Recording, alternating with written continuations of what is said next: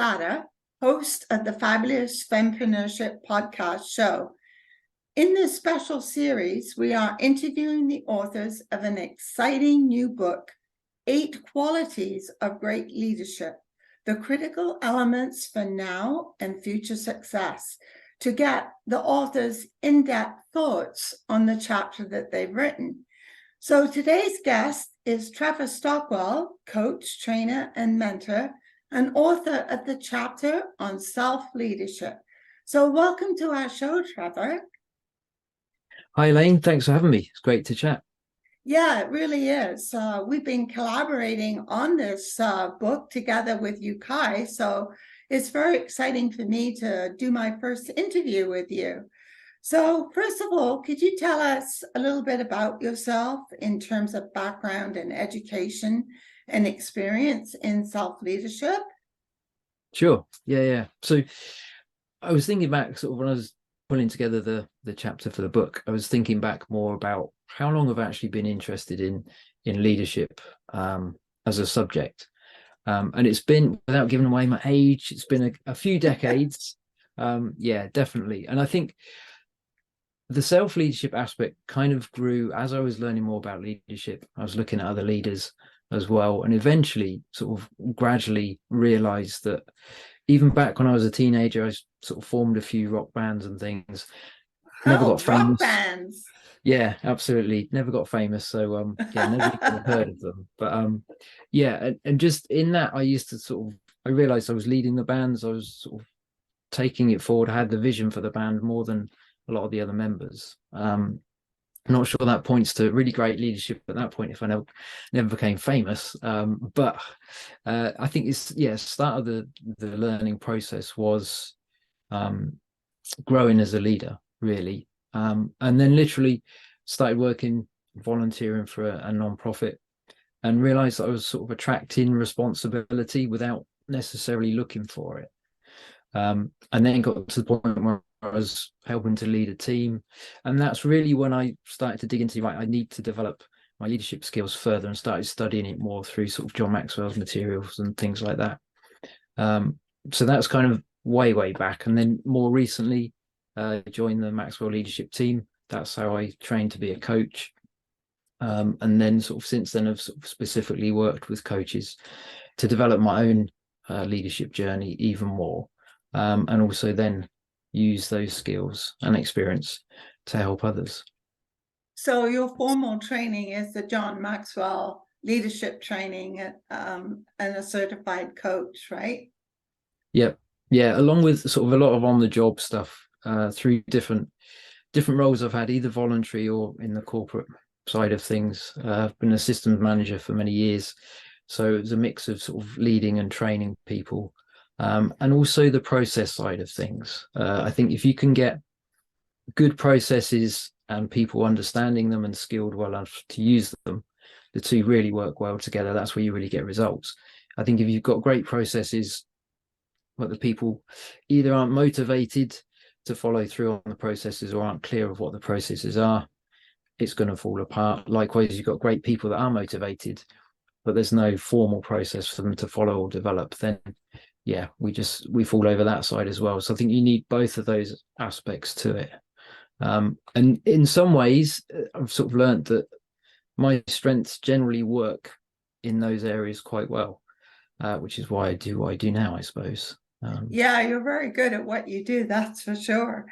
So what kind of experiences have you had in self-leadership that are relevant to our business owner audience? I think it really, in lots of ways, once you start leading a team, and I've done sort of over quite a period of time, probably 10, 15 years, I've been involved leading different sorts of teams. A lot of the time, teams are volunteers, which can add an extra challenge because yes, they're not paid to be there. If they're invested in the vision of the organization, then that helps to motivate them sort of to turn up. But then it's engaging with them, helping them find their place where their strengths work well, but also then making sure that you communicate well enough what they need to do, the bigger picture of the whole sort of why you're doing what you're doing. How does that fit in the grand scheme of things as well? So I think in some ways, working with other people is always good because you understand more about them, but also it helps you understand more about yourself.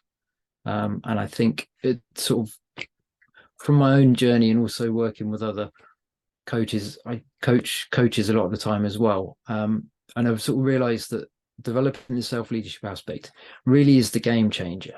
You can lead teams well without focusing on that to some extent. You might see success for a while, but eventually, if you don't deal with the stuff inside and how well you're growing yourself, it's all going to fall apart eventually. So rather than get to that point, the ideal really is working on both developing your own skills, how you turn up, how you interact with people, and then helping others to do the same as well. So you weren't an overnight success. What you're saying here is that you've grown over time, as you've developed your self-leadership skills. Yeah, absolutely. I think for those that have been in the leadership space a long time and aware of John Maxwell, I think when he first brought out Developing the Leader Within You, which he's since revised, released again, that was the first real book of his that I started reading.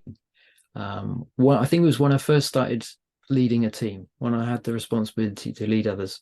It was like, okay, I can either pull on the experiences I've had, or I can actually get a little bit more input and insight from other people that are further down the road than me, and then start to put into practice what I'm learning with the team that I was leading. So yeah, it's unfortunate you can't do it overnight. If I could work out a way of packaging that and helping people, then I'd be a millionaire, wouldn't I? But I think it's being open to learning, like you did from the John Maxwell program, and then implementing those thoughts as you develop your self-leadership, because you do need to practice what you've read, right, and what you've learned. Otherwise, it just goes in the bin and you don't do anything with it. But I think that's the key is to get the formal training or learning or reading, and then put it into practice every day that you're being a team leader. Because you do have to work at it, because not every member of your team is either on the same page as you or has the same personality as you. So there's a lot of complex issues in leadership. And if you, as you say, if you don't know yourself and your own strengths and weaknesses, you don't know how to guide the team and bring out the best in the team, because you don't know yourself either, if you don't know yourself. So it's a very interesting topic, and I was really excited to find out that your chapter is going to be the very first chapter, because I really believe that self-leadership, just as you did, is so important before you. The biggest quality actually of self-leadership that you need to start with before you go on to any of the other areas. Because if you're growing a business, you're going to have a team. So if you don't understand the self-leadership aspect, it's not going to bode very well for the future if you're growing a team from, like 2 to 5, or whether it's your own team or whether it's a team of contractors. It's still a team, right? And you need different skill sets to manage different kinds of teams, whether they're in-person teams or remote teams. And I think that's a lot of what we're working with today, is that hybrid workplace, which is, prior to the pandemic wasn't such an issue. We didn't have to grapple with it the same way that we do now. So that adds another dimension, I think, to leadership. Yeah, it's a lot more in some ways short-term relationships if people are on shorter contracts. The good old days of job for life That's right, quite a while back, didn't they? So yes, it's a lot more transient workforce. Definitely. So what would you say is the first skill that business owners need when it comes to self-leadership?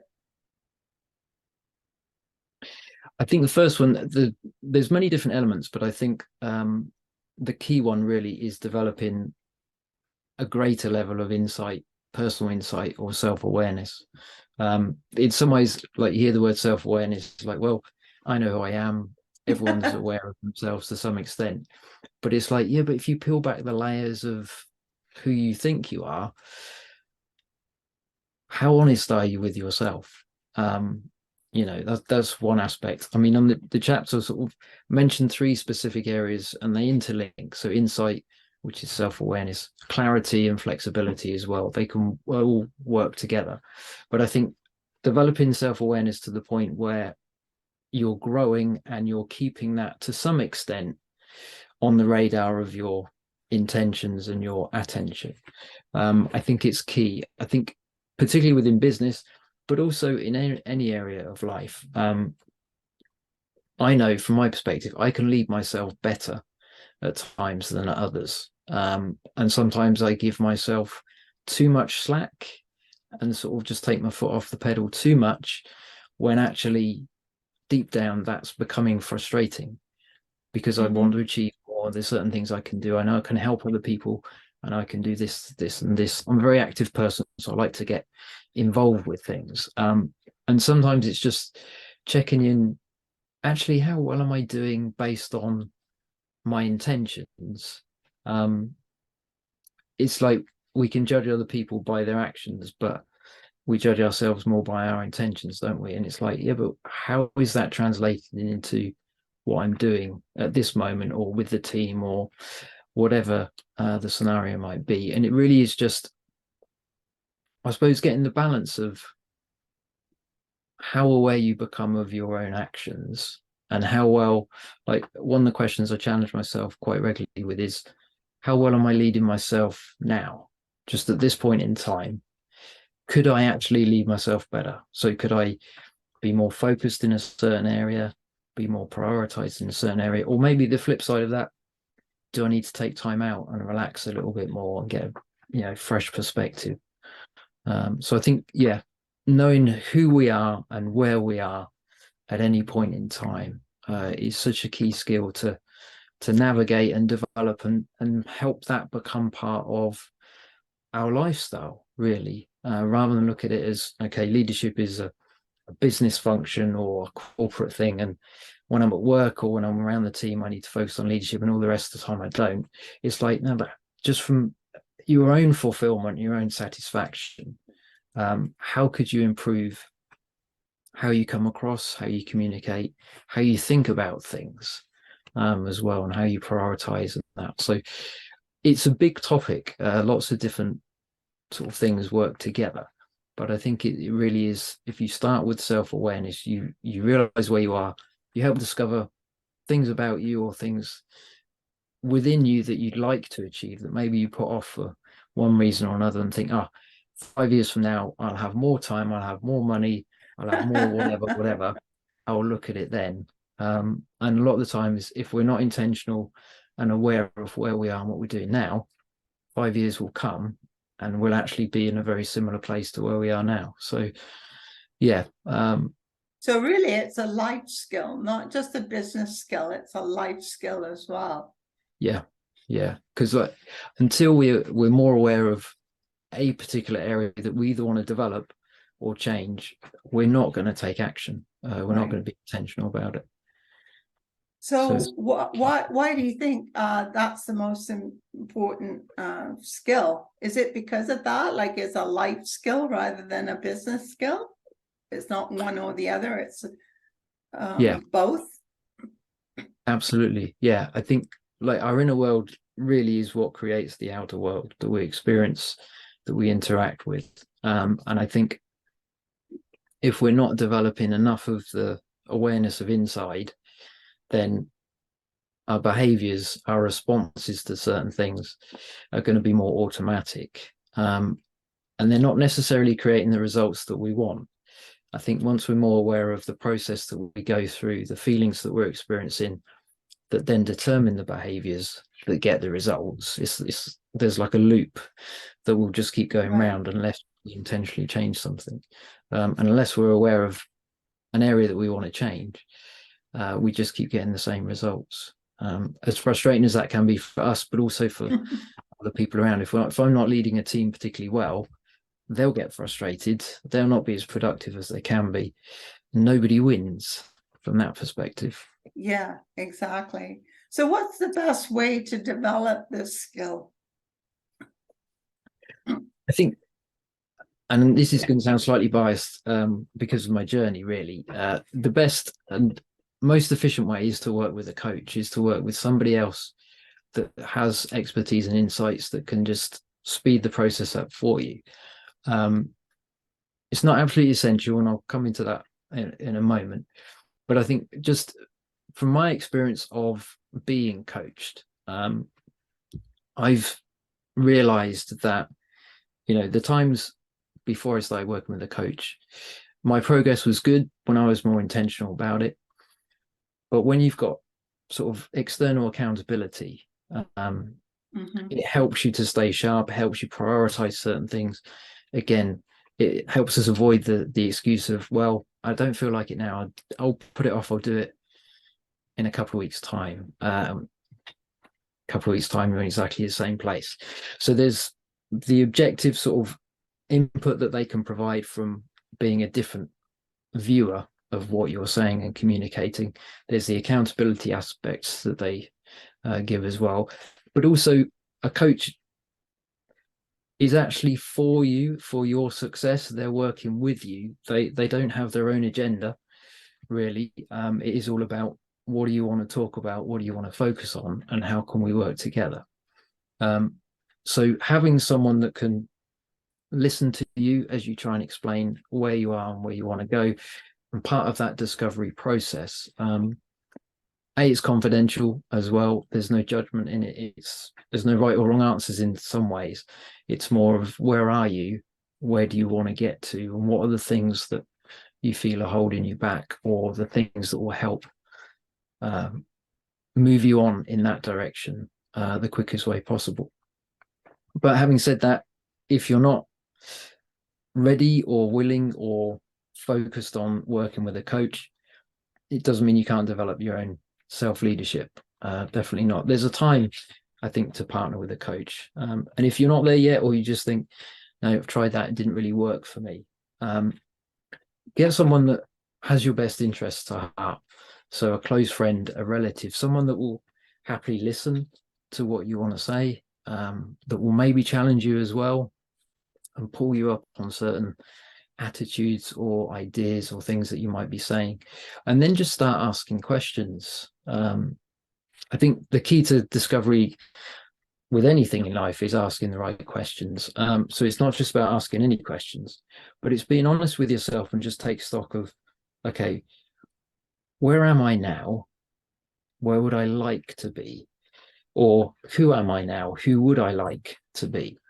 And it's starting to sort of explore those answers. And if you're answering them, I'm thinking, yep, I don't think I can change at all, I think I've nailed it, then you've got to be honest with yourself, and hopefully the person you're chatting with will slap you around the face and say, sure you can't improve it anywhere? So it really is about, I think, honesty as well, and not allowing the excuses that we often make ourselves to be the things that determine our actions. Yeah. And we have to know how we're wired, right? And you use the DISC method when, yes. So could you explain that a little bit more? Yeah, sure. I don't dig into it in the chapter so much, but it's really, I'm fascinated by people as well. I like to understand people. I'm one of those people that if I sit in an airport and wait for a plane, I will people watch, not in a scary way, not in a creepy way, but just in a curious way. So the DISC aspect, the DISC personality, is one of, a plethora of different personality tests, ways you can find out more of how you're wired, how you would naturally respond in a scenario, what's your most comfortable response, or when you're really under pressure, what are the sort of behaviors that you exhibit. And I particularly like the DISC assessment done through Maxwell Leadership, because there's the leadership aspect, and it gives you, the report will give you sort of details on your strengths within certain leadership behaviors as well. So I think just the whole thing of finding out how you're wired is very liberating, because you realize you're not like everybody else, and that's fine. And yet there are a lot of similarities.